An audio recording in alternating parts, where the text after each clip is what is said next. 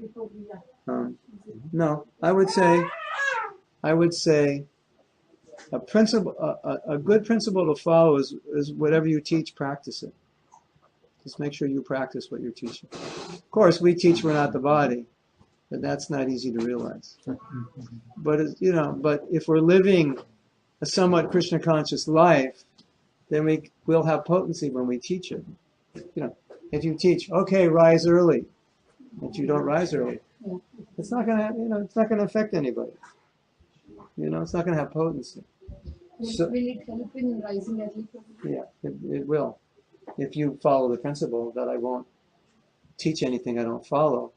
So if you're going to give a class tomorrow on rising early, you better rise early that morning. Because then it'll have potency. See, the thing about initiation is, the connection with the spiritual master begins from hearing. So initiation can happen anytime. Prabhupada waited 11 years, but he said, I accepted my guru when I met him. He met Bhaktisiddhanta, and that was it.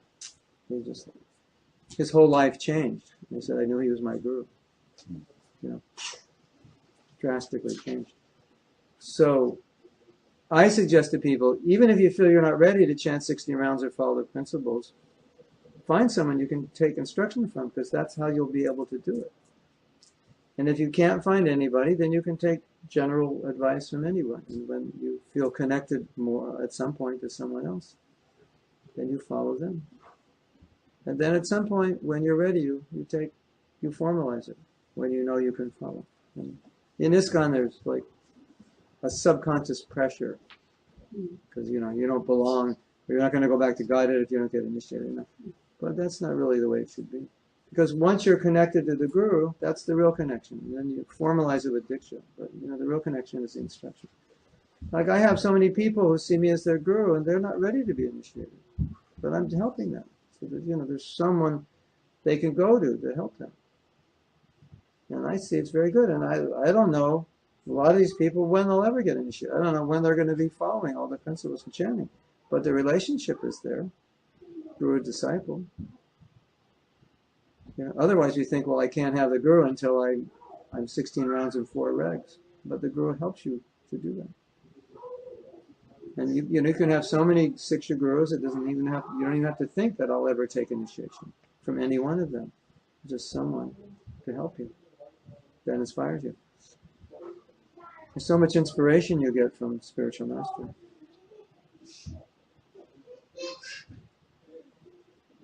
It's fundamental to the practice of bhakti. Take guidance. And it doesn't have to be a big guru with 1 million disciples. It could be anybody. It could be your temple president, anybody. Your next door neighbor. So you're saying that just having the desire to understand that Krishna consciousness is must, just having the desire is not enough. We should also make sure we practice. Yeah. I mean, having the desire is fundamental. But we should know what the practices are. So you can increase that desire. The desire is there, but the practices bring it out. And the practices are natural. The more you do them, the more natural they are. And the more you do them, the less you want to do other things. So one of the symptoms that you're advancing is other things become less attractive.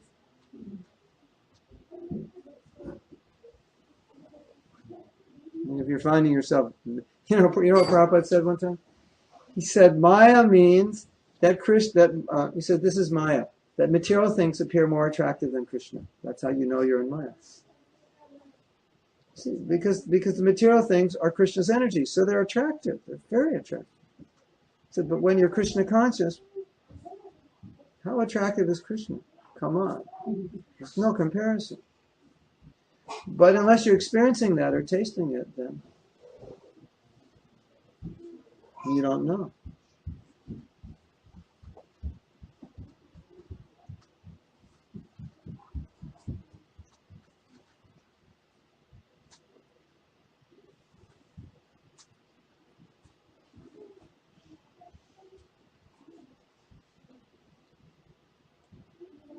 You just have to go after the material things.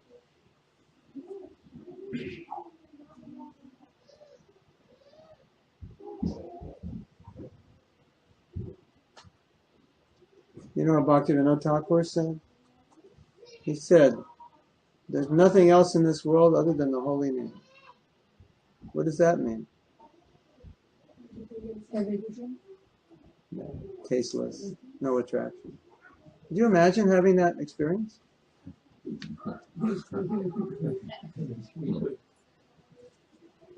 You couldn't stop. Number one, you couldn't stop chanting. Number two, you'd have absolutely no interest in anything. Number three, everyone who'd see you would start chanting. Because you'd be emanating something very deep, right? Wouldn't it?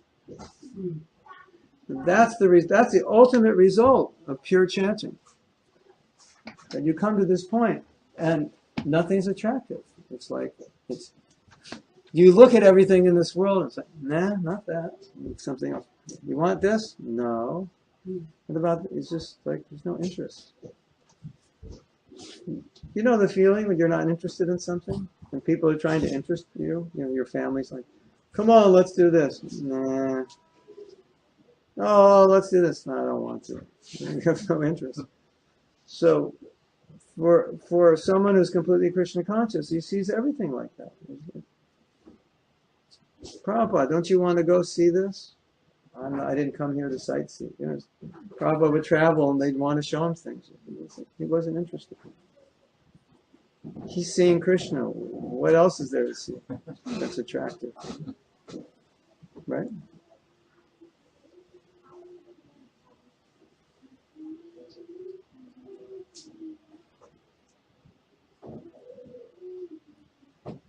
Pallavi, did my wife come? Your phone is ringing. Yeah, they probably lost her. I don't know what they're doing. Can you call her back?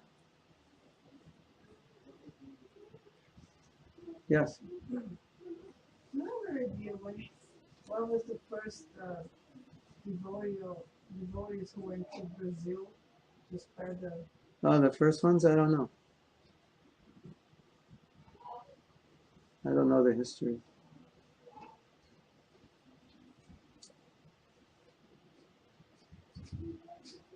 We could probably find out. Ridananda Maharaj might know. Because I remember you saying there was already devotees there in the street. Oh, yeah, yeah.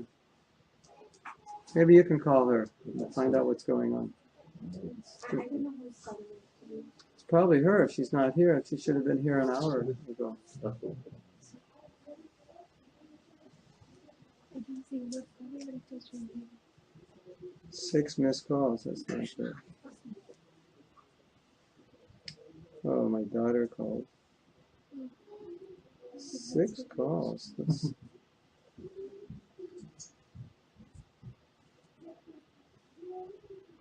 try this one. Excuse me, everyone. This is what family life is all about.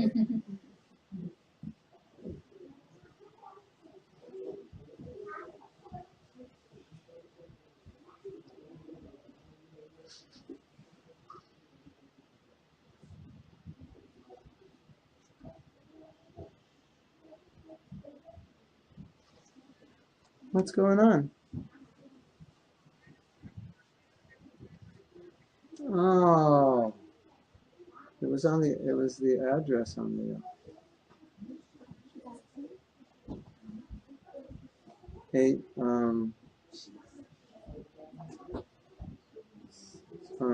Can you go outside and Yeah, sure. they're outside? Wait a minute. Now I have to call my daughter. She just flew to Florida. Maybe we'll get her to preach to you. Hold on.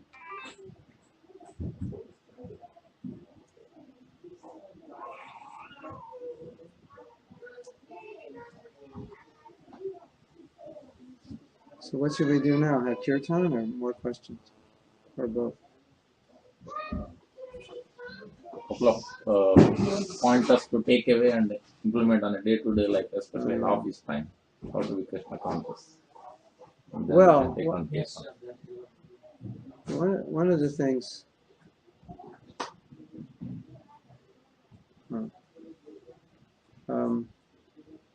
Well, I can tell you something I'm seeing when I travel. I mean, one of the things I'm seeing is this problem of separating our life. You know, we're like schizophrenic. You know, it's the saint and the sinner. You know, this is my sin time. This is my saint time.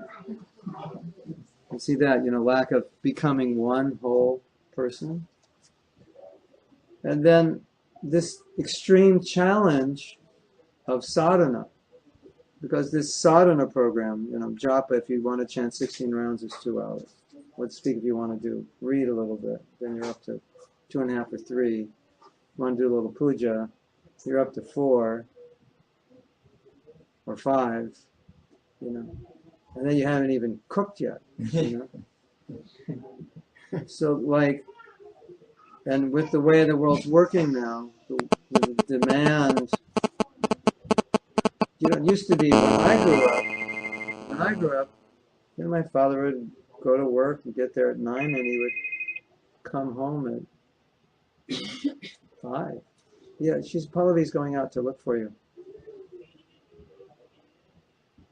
Number 6. It says number 6 in front of the building.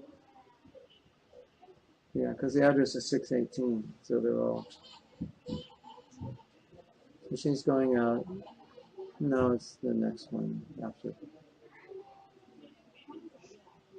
I just called her, but she didn't pick up the phone yet. She'll call me back. I know, I just called her. This conversation is being recorded on Krishna.com. We're giving class now. Yeah, I'm giving class, and no, nobody can hear what you're saying. But anyway, we'll talk to you later, okay? All right? Howdy, well. So where were we? Oh yeah, we were, and then another half hour to take care of your family, or an hour. Yeah. So, you know, if you're an renunciate, a sadhu, brahmachari, vanaprastha, no problem, right? Yeah. You just go to bed 8, 9 o'clock, get up at 2, 3. You can turn the world off if you want. You know, you can say hello to the world 8, 9 o'clock. You don't have to do anything. In theory, you know, unless you're GBC Guru Sannyasi, that's even worse. Something. But anyway, the point is that more and more I'm seeing this is a huge challenge for people who are working. Because most people who work have to leave 7, 7:30, 8 o'clock. And so whatever they get done by then, that's it. When they come home at night, whatever they do, it's usually too late, too tired. Isn't it? Yes. So that time before we go out, that's it. That's so people ask me, say, well, Prabhu, what you advise for being more Krishna conscious? And I say, get up early. Because if you're up early, what are you going to do early in the morning? Watch a movie? No, I don't think so. Play the radio? Read the newspaper? I hope not. You're going to chant and read. Right? That's what you're doing. I was once in Mauritius, and this doctor was driving me around, and because they grow sugarcane, they make liquor out of it. So everyone in the village is outside getting drunk. And he made the observation, he said, everything bad happens at night. The later you stay up, the worse it is. You know? So you go to bed early, get up early, everything's good. So that's what I'm saying. It's difficult. You learn so many things. Like I do japa workshops, and we learn amazing things at the japa workshop. But if you don't get up early, when are you going to do it? Isn't it? That's the problem. You have to be up in the morning to do it.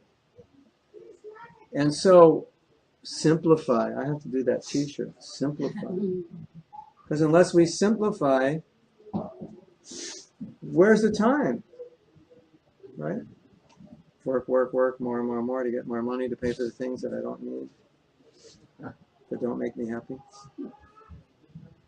that'll never make me happy, that couldn't possibly make me happy. isn't it? And then where's the time go? That's the problem. So, you know, our life, it's a whole package. It's not just get up early. There's so many other things that are going to influence whether you can even get up early. You really even have the time to even, you know, be sane enough to figure out how to get to bed early and get everything done. I mean, it's interesting. It's like one time, the devotees, in the early days, they asked Prabhupada about children, and he said 2 children is enough. It's like, why did he say that? He said, because here were people who come to practice spiritual life, and he knew. You have 3, 4 children, you know, there's no time, right? It's only time for one thing for them. So, you know, in what Prabhupada's introducing to all of us is a spiritual practice that we can all do as if we are sadhus, but we have to organize our life a little bit more like sadhus. Otherwise, it gets extremely complicated. Then I had this realization at one of the japa workshops. After one of the japa retreats, I had a realization that sometimes I'm really busy. And there's been times when I cannot find time to finish my rounds. If something happened in the morning I had to take care of.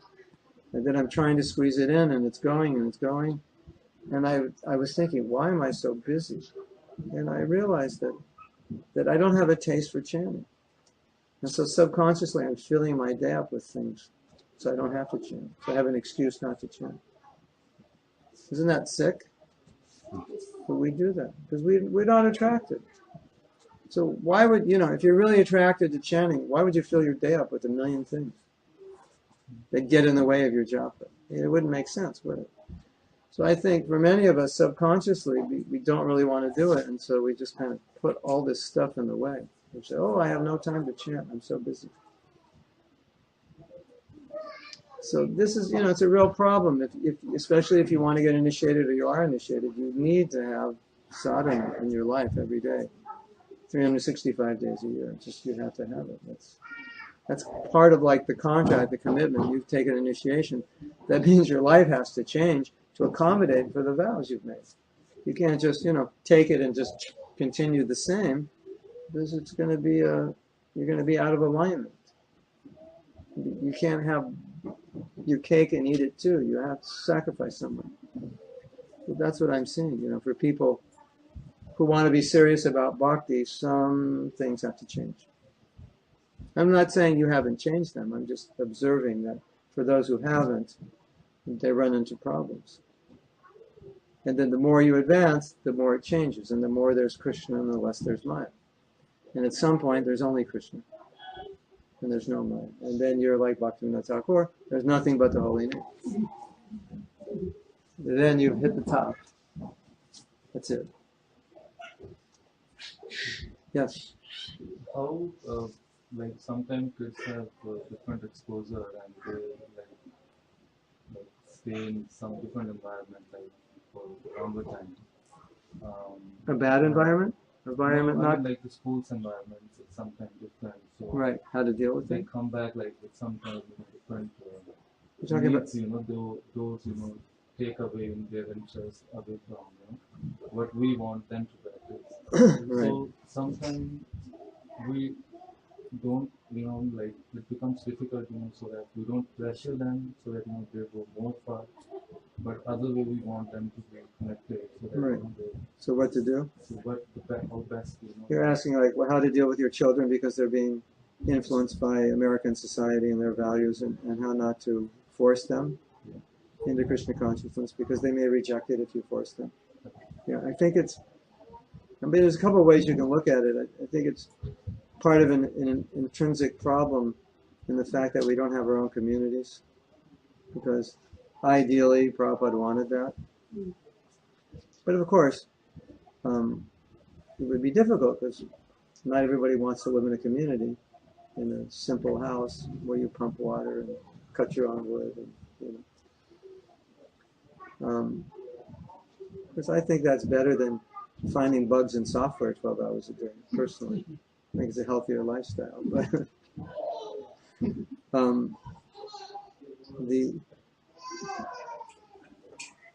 I mean, it's a gamble you take when you when your children are being raised in America, especially the university, that's probably the most difficult. That's probably where it's the worst influence they can get. And you have to have a deep connection with your children.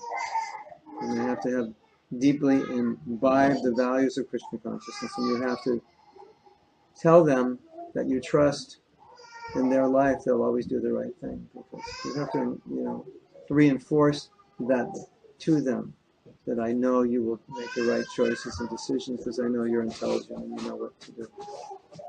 And you give them in your own example, in your own life, as much of that as you can. And keep your fingers crossed when they go to college.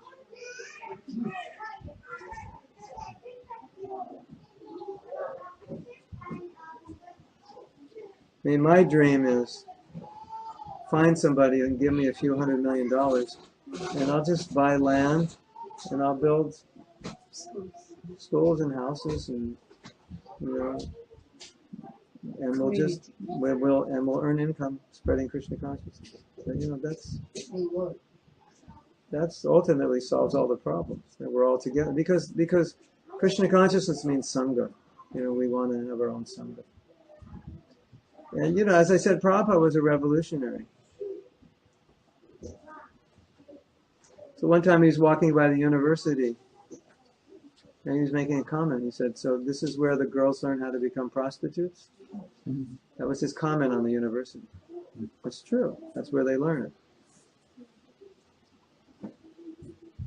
So, this is the educational system, and this is what they learn.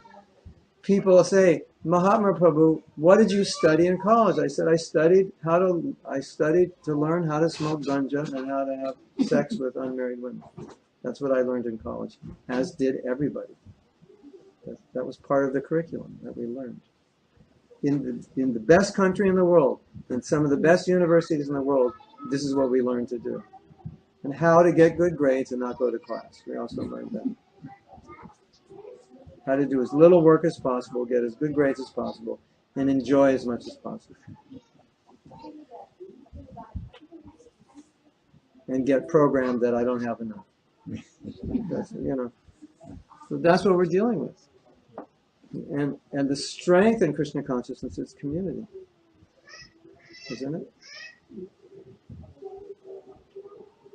So anything we can do to build tighter communities will just help. And, get all the devotee kids to go to one college and take all the same majors. And so they'll all be together and they'll protect one another. And then, you ask your kids, what are you learning? And if they're learning things which are not Krishna conscious, you say, well, that's the secular idea, but it's not true.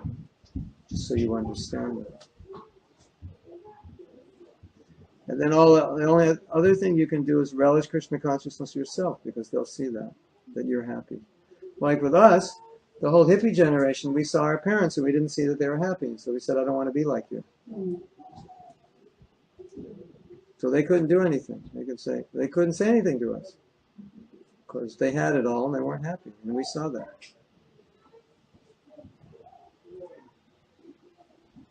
So, devotees come to me and say, Prabhu, how can I get my kids to chant japa?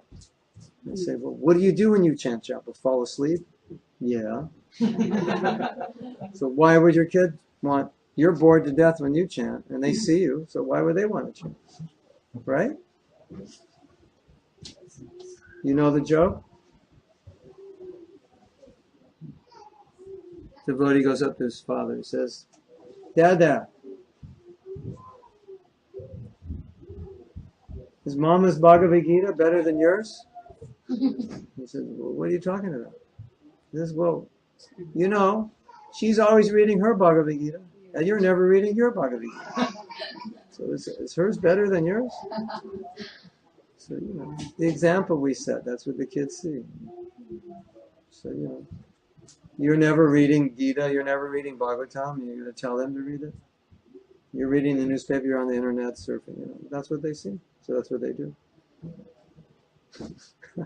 And then you complain to them. Be an example. Yeah, exactly. I was in India and I was telling these people, I said, look at,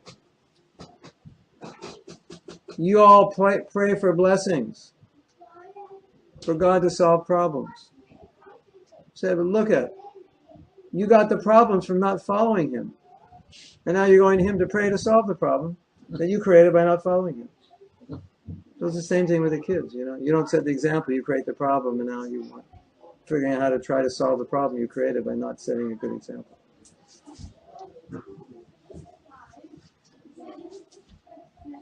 Sadhuji, give me blessings. I totally messed my life up by not being spiritual. I want your blessings to solve it all. You know, it's crazy, isn't it? So we should have a little kirtan, right? Yes. Anyone else has questions, then you can stay later. Yes. What? Do you have any questions? Even though I read the theory That's in the okay. morning and You- the chanting, You do, I'm yeah. still not yet satisfied. But when I read Bhagavatam, like I derive more pleasure. Like I really enjoy the transcendental pastimes of Krishna. More than Like, chanting. yeah, more than chanting. But still, like I'm chanting early in the morning before I go to work. But still, I'm decided I'm not able to control my mind. Yes, yes. You have to come to the Japa workshop. We solve that problem. But I'll give you a hint. Would you like a hint how to do it? You ever seen a man read the newspaper? You ever seen a man on a train read the newspaper? Sports page? Reading the elections? He's absorbed, right? You ever see someone watch a movie?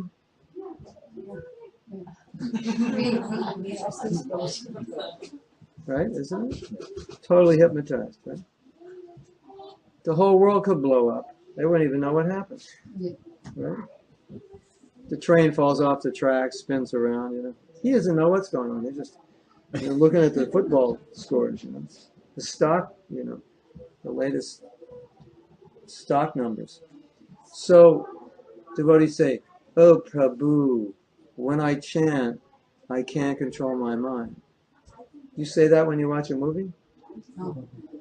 When you read the newspaper? When I don't know you read the newspaper or you read, you know, the Bollywood Times or whatever you read, you know, whatever those magazines are, you know, the Who's Who, the Mahajan magazine, the Mini Johns, not the Mahajan. We're totally absorbed, aren't we? What happens? You just turn the world off. What happens at night when you go to sleep? Lights on. You just turn the world off. When you chant japa, turn the world off. The reason your mind is going, you haven't turned your world off. It's still on. The engine is going. Your mind is going. Gotta do this, gotta do that. What about this? What about that? Right? Thinking of yesterday, thinking of later. Right? Isn't it? Just turn the key off. Try to control, but again it goes again trying to No, control. because you don't have to try to control. Just turn the key off. You can't control it. If the key's still on, there's no need to try. Just turn the key off. That's it. It's simple. Does that make one boastful? No. But we created so much contemplation, right? Already your mind is filled up with every day. If you are thinking Lord Krishna, then those thoughts will come. But our thinking is 90% on the material things. So those thoughts will keep coming unless we, on a whole day basis. When you do your puja, what happens to your mind? You think about your shopping list while you're doing puja? Think about all the things in the office? No. You turn it off. Japa is puja. You just don't realize that it's the same thing, so you don't turn it off. You start to realize this is puja, this is worship. I have to turn it off. So we don't constantly turn it off. If you don't turn it off, and then you're sitting there chanting, trying to battle with your mind, it's like trying to stop your engine without turning the key off. You lift the hood up and you're trying to pull wires, and wires are shooting back in your face. I can't turn the engine off. Hello, just turn the key. That's how you do it. So it's like, you can't fight your mind. Bhaktivinoda Thakur said that in Harinam Chintamani. He said, you can't. said, you have to make a conscious effort. Krishna, this is japa time. It's not time for making a shopping list, balancing my books, planning out my day in the office. It's time for chanting. When you make that sankalpa, then you can do it. If you don't make that sankalpa, then the whole time chanting, it's go, Prabhu, I can't control my mind. I tried. It doesn't work. It doesn't work. It works really well when you watch that Hindi movie.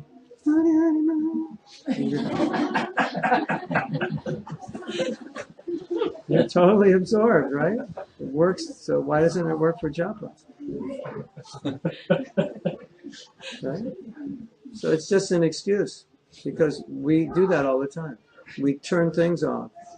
Student studies, he turns the world off.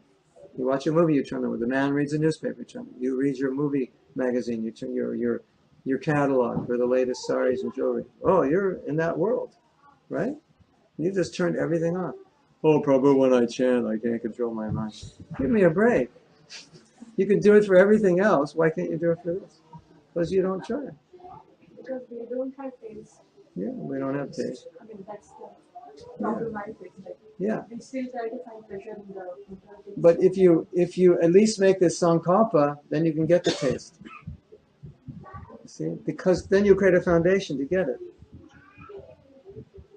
But you can't get it just trying to. Then you're just like chanting, get your rounds done, you know. First man who finishes 16 wins the race, you know. It's like, Sankalpa of what it is. the intention. Sankalpa that turn off the thing, that is Yeah, sankalpa. turn off your life, turn everything off. It's just you and Krishna. You and Krishna. When you chant, you know, just like you and your husband, right? Your husband comes home from work, you want to talk to him, he puts a newspaper in front of his face and you're talking to him. How do you feel? So we're doing the same thing with Krishna, you know. It's time to chant. We put our life in front of our face. And Krishna's saying, you know, I thought you were talking to me. Not really. I got other things to think about. I got things to worry about. Hare Krishna. Isn't it? Yeah. Yeah. This is a continuation. How about relishing the pastimes or whatever we read during the daytime about Krishna's dealings? Yes. Those come up in the mind sometimes. Is that the it's not. If it comes up naturally, yeah, that's nice. But if it's forced, then it's not the process to force it. But if it's naturally there, yes. That's an impetus to be absorbed in Krishna. See, my realization is this. When we chant japa, often what happens is we're absorbed, we're chanting the holy name, but we're absorbed in our life. We're worrying about our life. Will I get this job? Will I get this position? Hare Krishna, Hare Krishna. Will he get this position? Hare Rama. How can I get him to not get the position? Hare Krishna.